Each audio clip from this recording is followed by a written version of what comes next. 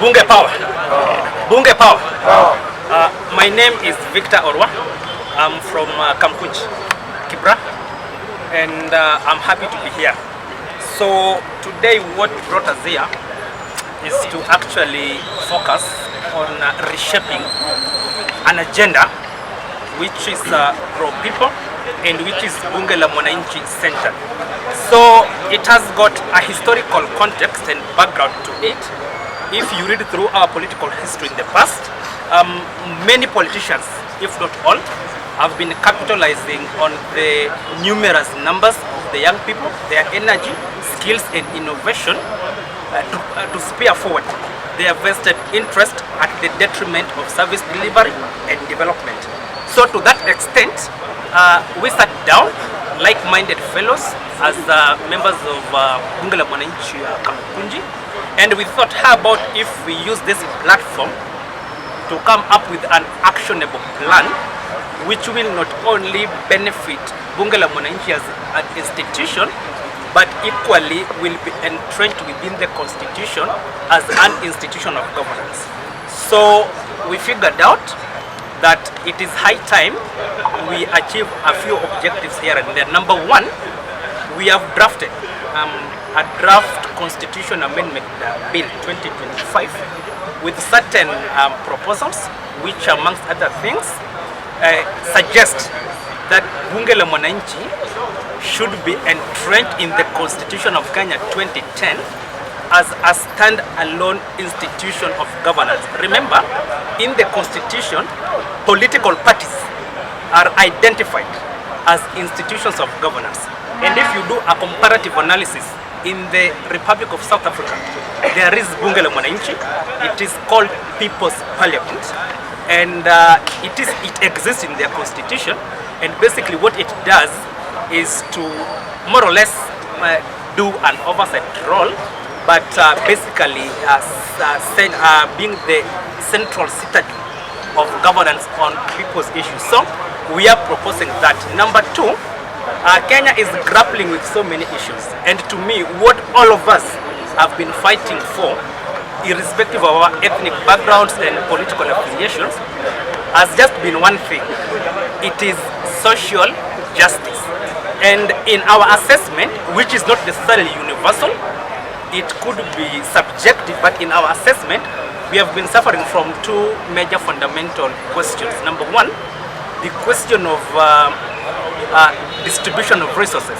So basically what we are advancing is that we have equitable redistribution of resources and we get electoral justice right, so that then we answer the question of social justice. I'll give you an example. We have a fund known as the Consolidated Fund. That fund is meant, the Equalization Fund.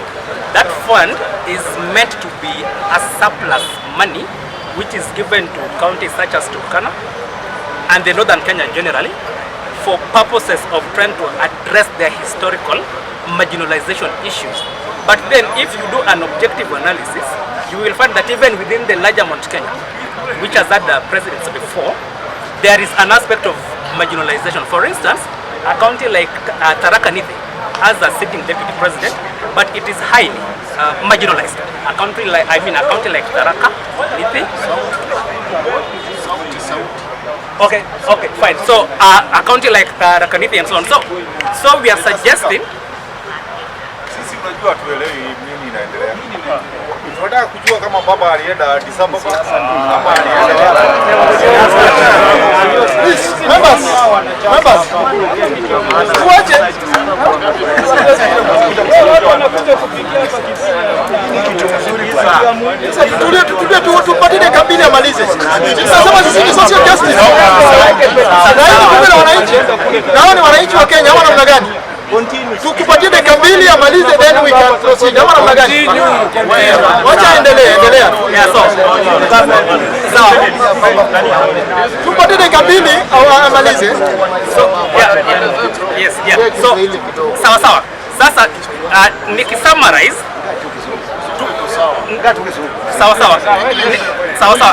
nikisummarize, okay, all we are saying is this, that tunataka tutumie Bunge la Mwananchi as an institution ili tupeleke mbele certain agenda items zenye zitafaidi wananchi wa kawaida, na ndio maana tumekuja na mswada a draft bill yenye inapendekeza mambo kadhaa. Kwa mfano, tunapendekeza kuna viti vingine vikiondolewa kwa katiba, tutakuwa tumesave over 100 billion shillings every month, and that 100 billion shillings every month inaweza saidia those who are at the university tuondoe ile tunaita band 5, band 4, band 3, na our sisters and brothers in the university wapate pesa ya kutosha. Mwisho tunasema institution kama Youth Enterprise Fund na Women Enterprise Fund tunapendekeza ziwe merged, iwe ni institution moja, and because it is Youth Enterprise Fund, uongozi wa hapo ipeanwe kwa vijana. Finally, tunasema viti kama women representatives in our view hatujaona kama zimechangia sana kimaendeleo na kidemokrasia. So we are suggesting if we can have a way of having some sort of inclusion of young people wawe between the ages of 18 to 35 and between the ages of 36 to 49, ili kama tunafanya maybe nomination kwa bunge tuseme 50% iwe for the young people, na kama tunafanya appointment kwa county assembly za ma-CCs for instance kama hapa ni 10, 50% ziwe ni za vijana. So in short, ni mswada tunakuja nao tuelezane, and then tunaweza pata nafasi, we invite the speaker of the National Assembly and the members tufanye an open parliamentary forum so that those issues now can be debated broadly and in detail ili kila mtu aelewe. Thank you for your time.